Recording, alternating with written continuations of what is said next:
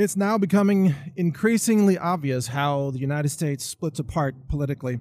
We're seeing it now in the aftermath of the 2018 midterm elections, where Democrats are manufacturing fabricated votes to try to steal the election results in Florida, Arizona, Georgia, and California, and certainly other states have already happened. And this is likely going to lead to many on the right, the conservatives, saying that they simply refuse to accept the Democrat majority in the House, or they refuse to accept subpoenas from members of the House. And this will likely go together with people on the left at the next election, 2020. Well, actually, it's already happened. From 2016, the people on the left say they refuse to accept President Trump as the president. And they refuse to accept Brett Kavanaugh as a confirmed judge on the U.S. Supreme Court. And they're trying to impeach him because they don't believe that his appointment and confirmation is legitimate. So fast forward this a couple years to 2020, and let's say Trump wins re-election. No doubt the left will come up with another insane reason claiming that it was stolen. But they will try to steal the election for real. And if they do steal the election because they have so many illegals voting and so many fraudulent votes and so many manufactured ballots, then the people on the right might say, no, this was stolen. The point is, the very fabric of society is based on this idea that both parties agree in advance to the outcome of the election, even if they don't win. And that is now gone. And so we're going to have a bifurcation of the political power in the country, where you're going to have states like California saying things like, well, we don't recognize the U.S. Supreme Court in Washington, D.C., because the court is, let's say, 6-3 conservative if Ginsburg retires and another Supreme Court justice is confirmed by Trump. Amy Barrett is the most likely choice. So 6-3. A lot of liberals would just say, we no longer recognize the Supreme Court. We're not going to abide by its decisions. Right? Likewise, let's say that in Florida, they steal the vote for Democrats, and they have Gillum as the governor. That would be only by theft and fraud.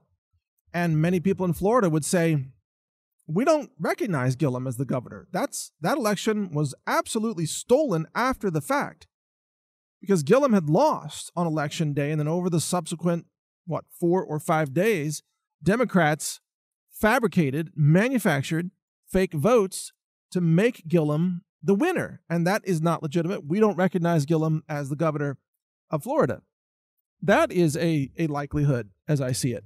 So as this phenomenon becomes exacerbated, you're going to see the country split into two political parties, but also within each state there can be a liberal split versus a conservative split within a state like California, for example, where the West Coast goes full liberal and the rest of it goes conservative, or maybe north-south in California.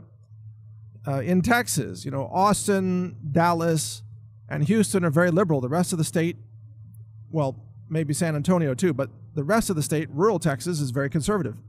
So you're going to have these splits, but it won't be just north-south of the entire country like in the Civil War. It's going to be splits within each state, and then another split at the national level.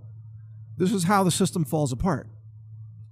And as this is happening, it's not hard to imagine that there could be armed groups on either side, maybe Antifa on the left, maybe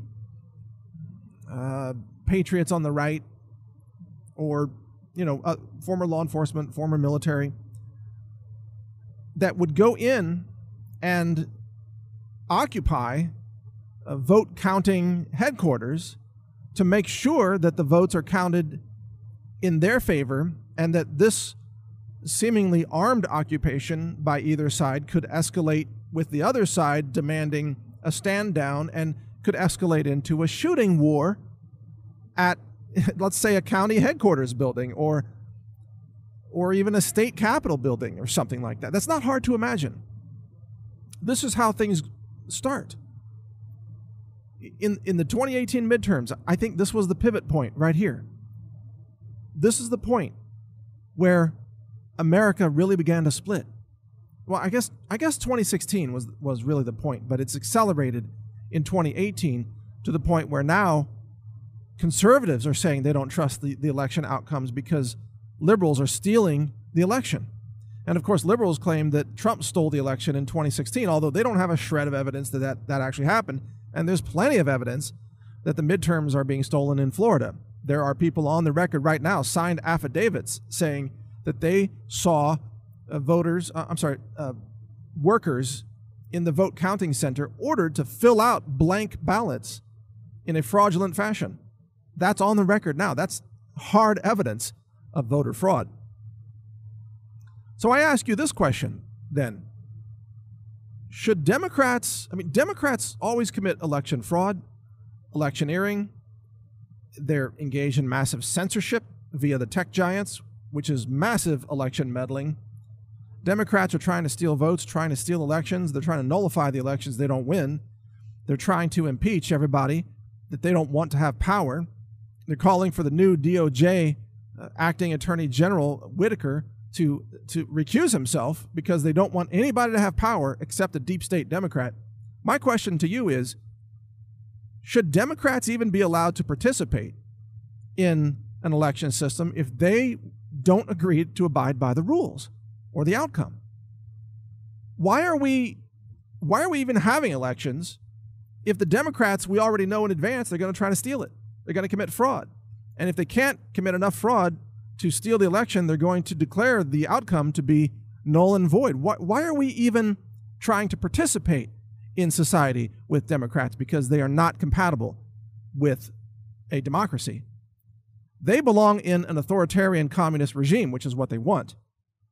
They want to turn America into that. They want to turn California into that. They've practically succeeded there.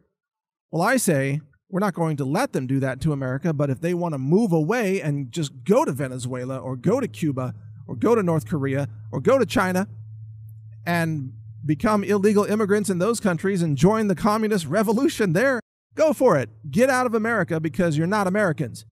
You don't qualify to be Americans, and you don't have the right to participate in democracy because you don't respect the rules of due process in fair and free elections. That's the bottom line.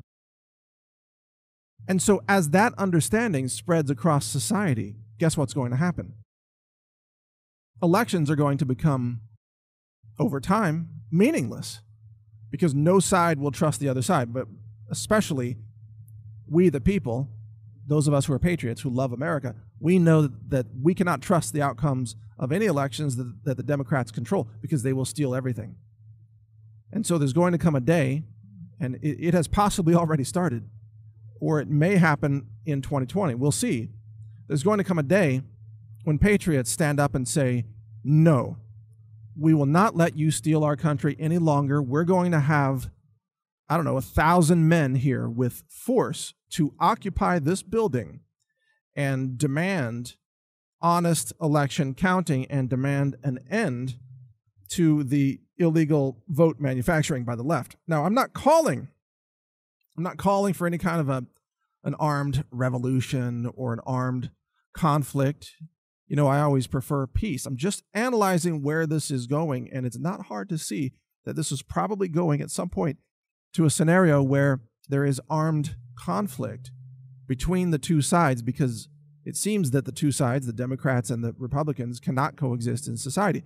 And I would say the Democrats can't coexist in any democracy, period. The Republicans are perfectly willing to follow the rules. In fact, they follow rules to a fault, almost. The bottom line is the country seems primed right now for extreme conflict and refusal to accept the other party in power. And that's, if you look throughout history, that's when countries split apart. That's when things happen. That's when you end up with civil war or secession or the fall of the Soviet Union, perhaps. And when these things happen, they are never pretty. You look at, I mentioned recently in a podcast a guy I know who survived the Bosnia War in the 1990s, Bosnian conflict. It was a civil war, essentially. It wasn't pretty. The stories that he has about that are pretty horrifying. You look throughout history, the fall of the Soviet Union, and then conflict between Russia and Georgia, for example. You look at the balkanization of Western Europe that took place after that, and it wasn't all peaceful. And you can go in American history and look at the Civil War as well. There was a lot of disagreement about who should govern and what should be the fabric of the nation, and many, many people died in that conflict. I don't know the exact number, but it seems like it was a very large number, like 1 million people, maybe more. I'd have to check that. But look, it's so clear we're headed in this direction. It's so obvious at this point. There's no question that America is headed in this direction. And I don't know about you, but I'm not willing to back down from protecting America, protecting the Electoral College, protecting our Constitution, defending the Second Amendment, defending the First Amendment, demanding free speech rights. I'm not backing down from any of that. No way. Not a chance.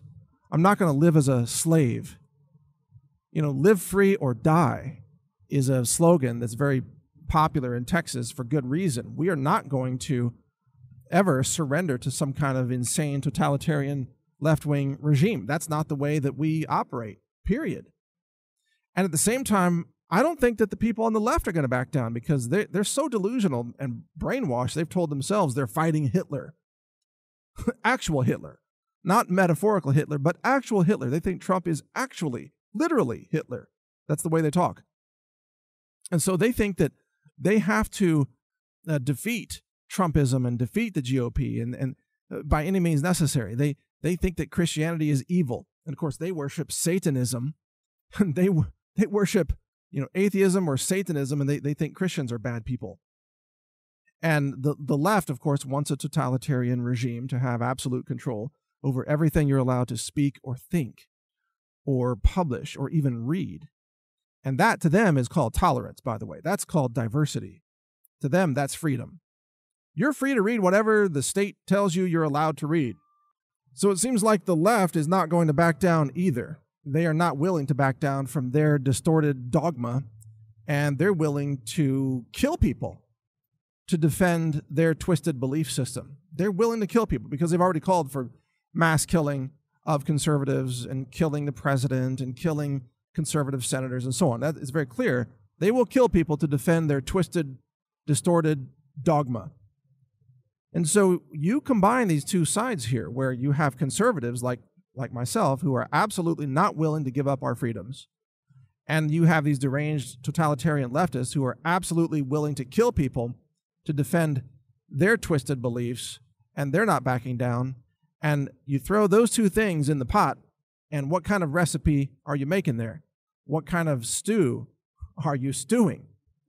And the answer is civil war. That's what's coming. It's very clear at this point. That's what's coming. So I don't see that this is avoidable. I think it's just a matter of escalation and timing. I don't know what the trigger event is going to be that ultimately triggers this thing. I don't know if it's 2020 or if we've already started the trigger event with the theft of elections in Florida.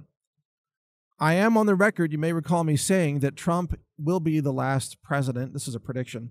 Trump will be the last president of the United States as we know it. But that could extend all the way to 2024, or even shortly after, if there's an election there that is highly contested. And, the 2024 election, where Trump obviously cannot run again. What if a Democrat takes power by stealing the election? And then the GOP half of the nation says, we don't accept it. This is it. We absolutely do not accept this illegitimate election. It can fracture from that point. So get ready, folks. This is happening. This is coming. America will never be the same. America is not healing right now politically. It is fracturing, and that's what the globalists want, and that's what the left wing wants, because they don't want America to be a sovereign nation that defends its borders, that protects its civil liberties, and that resists the march of liberalism and globalism that wants to turn every nation in the world into a slave state under authoritarian, tyrannical control. So thank you for listening. This is Mike Adams here. You can listen to more of my podcasts at healthrangerreport.com. Take care.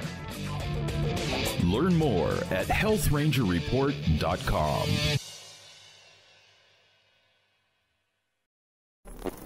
Thank you for watching. If you want to support our mission, visit us at healthrangerstore.com for the world's largest selection of lab-verified superfood and nutritional products for healthy living. It's at healthrangerstore.com.